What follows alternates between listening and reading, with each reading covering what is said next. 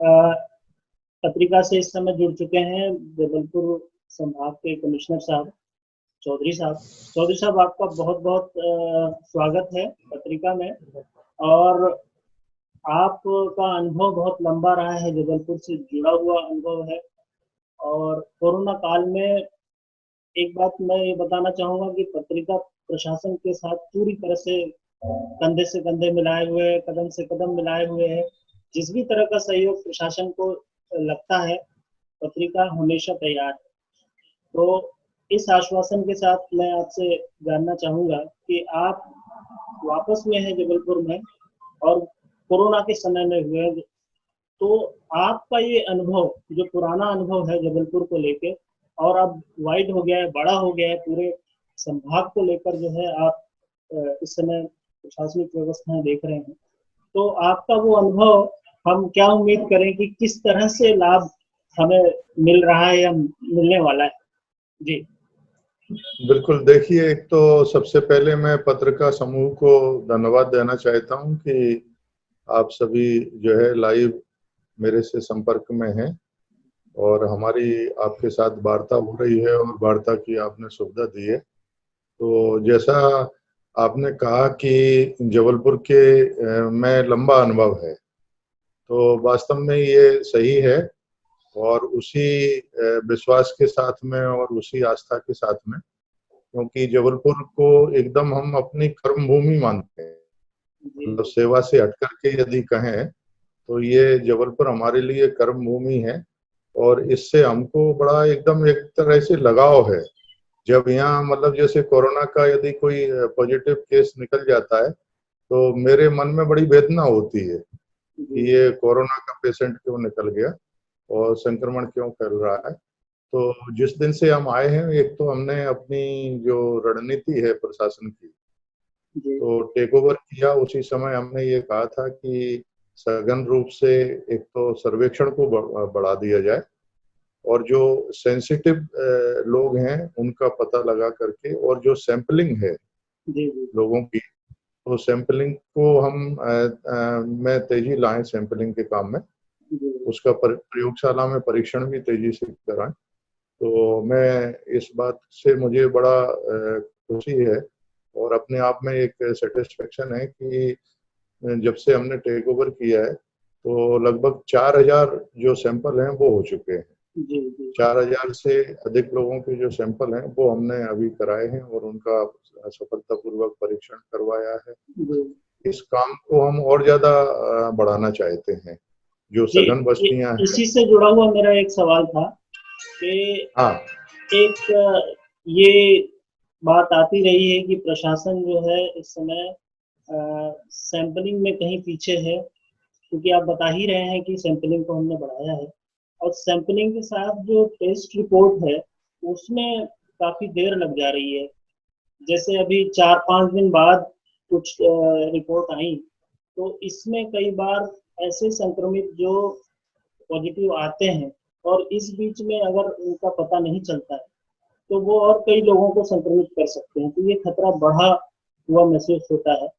तो इसको जो है टेस्ट रिपोर्ट भी जो है दूसरे दिन मिल जाए, ऐसी क्या व्यवस्था की जा सकती है या की जा रही है?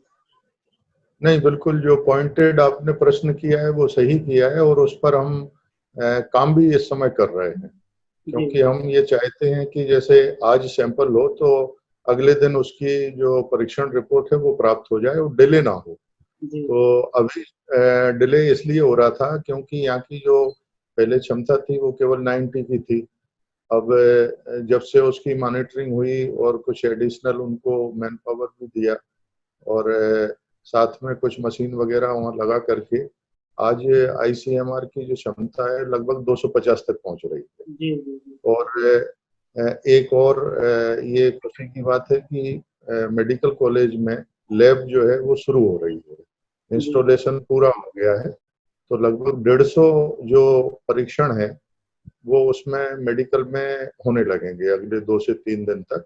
अभी ट्रायल पर रहेगा और 2 से 3 दिन में हमको संभावना है कि लगभग 150 उसमें होंगे, तो 400 की क्षमता हो जाएगी। तो आईसीएमआर की कैपेसिटी बढ़ाने के लिए भी एक जो है मशीन आ रही है, तो उस मशीन वो इंस्टॉलेशन के बाद में जो क्षमता है वो फिर जबलपुर की लगभग 600 के ऊपर हो जाएगी। जी जी तो जी इसलिए उसी दिन सेम डे और या अधिकतम दूसरे दिन जो रिपोर्ट है वो प्राप्त होने लगेगी। जी जी। एक जो लोगों के मन में भी ये सवाल है और कुछ स्थानीय जनप्रतिनिधि भी ये सवाल उठाते हैं, प्रशासन से एक पक्ष आना चाहिए, मुझे ऐसा लगता है, और वो सवाल है, मौजूद है वो सवाल। चांदनी चौक में एक तरह से कोरोना बम फटा है। अब इसमें आरोप प्रत्यारोप का दौर है। स्थानीय नेता कहते हैं कि भाई वहां पर प्रशासन की लापरवाही हुई, संक्रमित महिला की डेड बॉडी नहीं दी जाती, तो इसमें 40 के आसपास जो है वहाँ नए संक्रमित नहीं आते।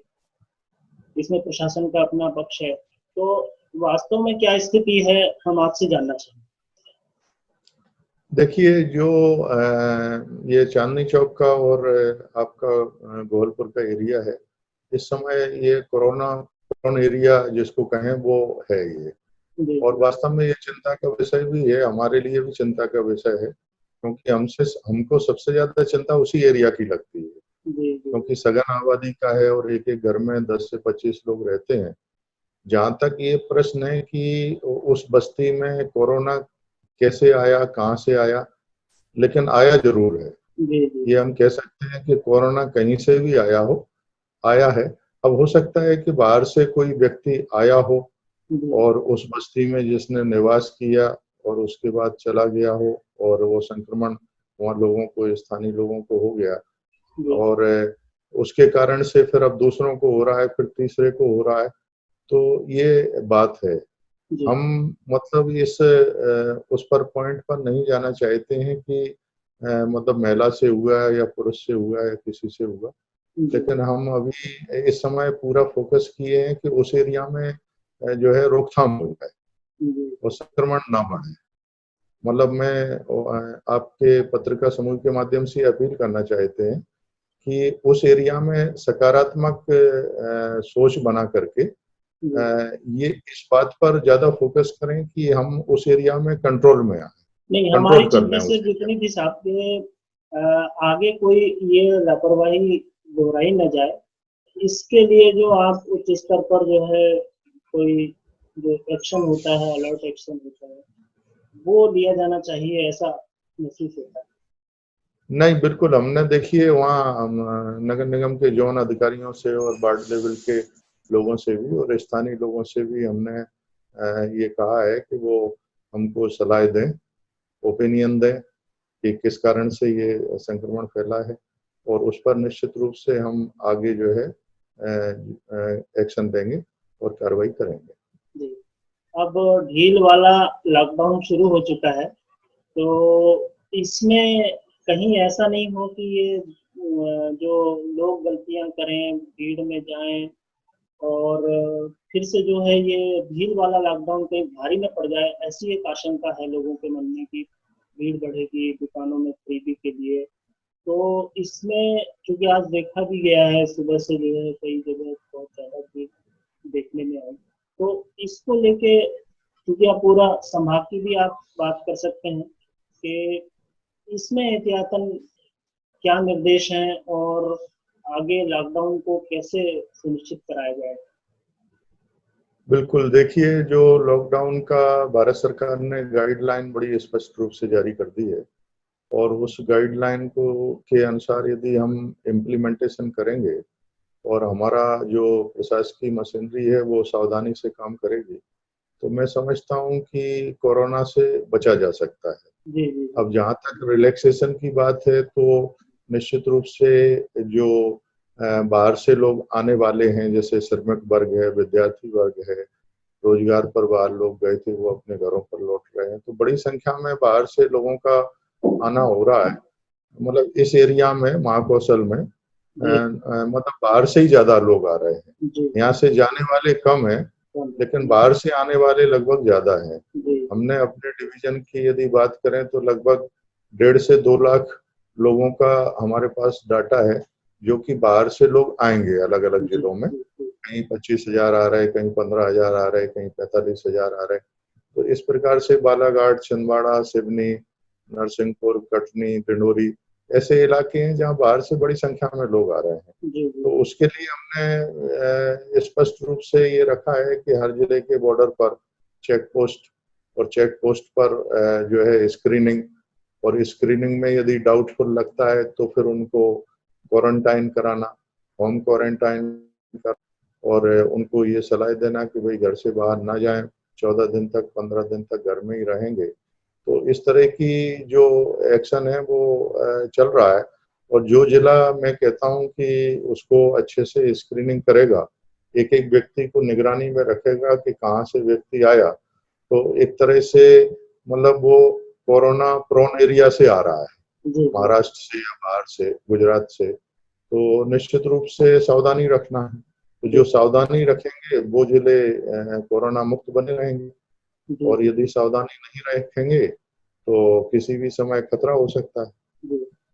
एक ये पत्रिका ये अपील करता रहा है कि इस समय जो सोशल कंसर्न होना चाहिए, जो सामाजिक जो सीएसआर के तहत जो गति वो होनी चाहिए, दानदाताओं की, जो बड़े बिजनेसमैन हैं या जो लोग इंडस्ट्री चलाते हैं, तो एक सीएसआर के तहत, सोशल रिस्पॉन्सिबिलिटी के तहत जो उम्मीद थी आपको सहयोग की हम्म प्रशासन के, पत्रिका हमेशा अपील करता रहा है ऐसे लोगों से कि भाई हम्म बस काम करें, संकट काल है, प्रशासन का, शासन का, सरकार का सहयोग करें। तो इसमें आप अब तक की स्थिति कुछ बताना चाहेंगे, और साथ में जो है एक अपील भी ऐसे लोगों से कि भाई इस समय प्रशासन की और सरकार की मदद, जिसमें टेस्टिंग बढ़ाई जा सके, जिसमें और तमाम सुविधाएं जुटाई जा सके, किट, मास्क, तमाम चीजें जो है शासन को जुटाने होते हैं, तो इसमें किस तरह के सहयोग की अपेक्षा आप करते हैं और अपील करते बिल्कुल। देखिए, हम इस समय चाहते हैं कि हमारे जो सोशल रिस्पॉन्सिबिलिटी फंड में लोग अपना एक्सपेंडिचर करना चाहते हैं, तो उनका हम स्वागत करेंगे और वेलकम करेंगे।